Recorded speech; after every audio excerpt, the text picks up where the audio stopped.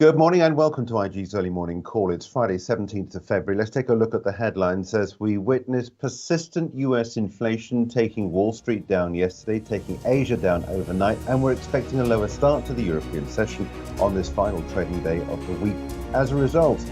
That being said, there's some good news around here in the UK. UK retail sales for January beating estimates. We've seen a number of shoppers out in January. And in amongst earnings out today, looking good for NatWest Group, beating forecasts, fourth quarter profit attributable to shareholders, beating estimates by some considerable margin. Let's take a look at what's happening with volatility. Up for a second day. Yesterday was the single biggest day's gains that we've seen since middle of December, when we saw this market rise to the highs that we had all the way up at 25.43. Since then, we've seen a lot of pressure being brought to bear on the volatility, and this drop in volatility means that people have been going back into these risk assets. And we've been reporting on this ad nauseum for the last few weeks about this rise that we've seen. And in fact, record highs in the UK. That being said, new record high yesterday, didn't quite get into bull market, 19.99% up from the lows that we had back on the 13th of October. But this record high at 80.44, we have, in the last couple of days, seen a decline. Yesterday, we saw a drop on the European markets. Today, we've got another drop expected at the beginning of today's session in half an hour's time. Earlier in the week, I drew this extension here, suggesting that the gain that we've seen from the support at 72.96 all the way up to the resistance at 78.76, we could well see, if we see that repeated, a topping out of this market at 84.56. Now, these are 24-hour markets, remember, so you won't see this print in the newspapers, but you will see nonetheless that we've seen record highs for the London FTSE 100. We've got one particular stock I want to take a look at in just a minute. That's NatWest, which could well steer further positivity at the start of today's trade in the London markets. But outside of that, Germany down for a second day. Yesterday, we saw a new recent high, but it wasn't quite as high as we were back on the 9th of February. But like the London markets, this is just a small retracement on what is otherwise a market that continues to rise. And it's the same in France.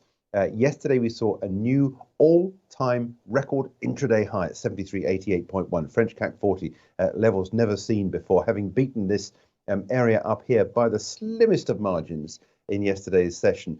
We've since then seen a little bit of a pullback. Yesterday, we saw a green candle on the 24-hour markets, but we've got this pullback at the moment at 73.25, expecting a lower start to the trading day across the European session when things get underway at the top of the hour. Let me just quickly run through what's been happening in the Japanese and the Hong Kong and the Australian markets, because we have seen this market tumble in the last few days, and that has been a message of continuation. Nikkei down 0.2% in the session in today's trade. We're currently up by a very slim margin off the lows, but look, the market's basically going into the back end of the week with some declines. The Hong Kong Hang Seng stock index in the week has been very weak relatively, but we have been holding up on this line of support at 20,680. Now, that was the high that we saw here back on the 26th of August last year, which I've still got that line on there for, and you can see that the market's sort of coalescing around that sort of area. So this is an area of interest, an area of support. If we see a candle close below there, the next line to watch out for will be the 200-day moving average at 19,653, and that would take us obviously down below the 20,000 level. In Australia, the market's there closing out the session with some negativity on the session in today's trade. And in fact, the 24-hour markets, you can see we're now at levels not seen since the 13th of January. So negativity persisting across the board in the Asia-Pacific region ahead of the European Open today, steering a lower start to the trading day today. Let me just quickly wander through what happened on Wall Street yesterday. Today, potentially significantly, we're trading below the 50-period moving average. It's not a significant moving average to watch out for, but in fact, we closed at that level yesterday. So you can see us building on that big decline that we saw yesterday for the Dow. And this is really all about the fact that the PPI data yesterday coming in stronger than expected. It was down. The PPI was down yesterday from highs, but it's still stubbornly high so far as people are concerned. And you can see the S&P 500 dropping below and closing below this rising line of support. So that is possibly significant if you take that line to be of interest, which I've seen on the last few days. 1, 2, 3, 4. We've had 5 touches on this, or 4 touches. So it is a line of interest. But closing down yesterday gives us some further downside potentially expected at the start of today's session. I just really wanted to highlight one of the other things that was going on yesterday, and that was James Bullard, the Fed voting member, advocating for 50 basis point rate increase at the last meeting. And you can see on the NASDAQ, this pulled the NASDAQ down considerably yesterday. And remember, we went 25 basis points at the last meeting, but Bullard has said he wouldn't rule out supporting a 50 basis point hike in March. So he is one of the more hawkish members, and he wants to see inflation capped out. He doesn't want to see this persistently stubborn inflation, which is what we're seemingly getting. We saw CPI out last week, stubbornly high. PPI this week, stubbornly high. And I think that's one of the reasons as to why we got these declines in the market in today's trade. Let me just quickly take a look at one stock that was on the move yesterday, and that was Tesla, down 8% in the session yesterday. There has been a recall of some models in the US from Tesla. Let me just quickly take a look at what's been happening with the dollar, because this persistently high inflation in the US has seen money going into the US dollar. This is the dollar basket. Today we're at levels there not seen since the 6th of January. Indeed, that's really what the message has been this week. We passed through that falling line of resistance, and yesterday we had an entire candle above that, and today we're trading at 104.10. Long on this with a stop below recent price action, and that would have you moving against the euro, which is exactly what we're seeing here at the moment, with these levels now not seen since the 6th of January. So we're something like around about 6-7 week highs for the dollar, pushing the euro down.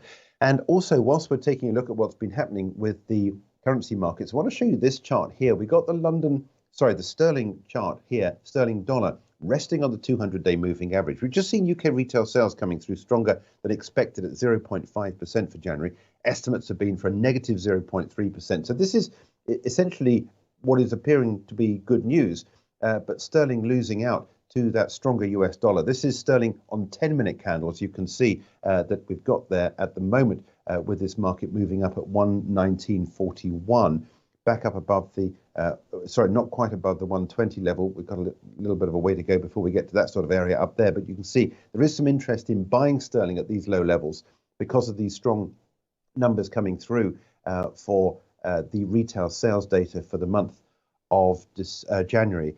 There was a downward revision as well for December. Year on year, 5.1% decline after December, 6.1% decline. We've been looking, though, for a 5.5% decline. So this is better than expected. But the month-on-month figures showing positivity, which was not expected. So it is strength coming through for UK retail sales. Let me just run through some of the other charts to watch out for this morning. I mentioned NatWest Group. We've got to look at this at the start today. Yesterday, we saw a gain in the stock of 1.2%. Fourth quarter net income attributable to shareholders was £1.25 billion sterling. Now, this is far stronger than expected.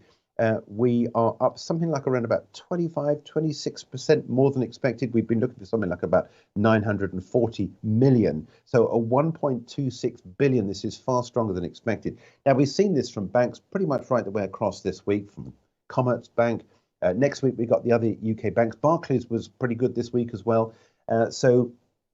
We are looking there at a rise potentially at the start of today's trade for NatWest Group. Staying on the financials, just wanted to run through what's going on with Allianz. The company has seen operating profit jumping to a record 14.2 billion euros, up 5.7%. Total revenues increasing 2.8% to 152.7 billion euros. Operating profit up 5.7%. And the company says it sees 2023 operating profit of 13.2 billion to 15.2 billion. We've been looking for 14.2, so it's not too far away from expectations. But I'm potentially looking possibly to see whether or not this stock can rise above this line of resistance at 224.20. 221.05 is where we are. If you're long on this, your stop goes down here underneath these candle shapes down here, around about the 21,800. If you're long on Allianz going into the start of today's trade. So at the moment, long Allianz and long the markets on NatWest Group at the start of today's session. So you can see those two companies doing well there going into the start of today's trade. So that could well buck the overall trend. Let's take a look at what damage this dollar has been doing to some of the commodities. I want to go with spot gold. I've been talking about this line of resistance to watch out for, support at 1833.5. And today we've now got an entire candle below there. knocking on the door of levels not seen since the 30th of December last year. So we have now written off all of the positivity at the start of the year for gold. Gold is now trading at levels not seen since 2022. MACD pointing down substantially. Next line of support to watch out for if you're short on this. If you're short, your stop goes above the 1850 level. If you're short, this is the line here to watch out for me. This is the red line here, which is the 200-day moving average at 1776. That would be your price target if you're short on gold. Let me just run through what else is happening in the markets, because we've seen an entire week of declines now for the oil markets. There was a brief green candle on Wednesday for oil, but broadly speaking, we're down around about 3.5% down from the highs that we saw.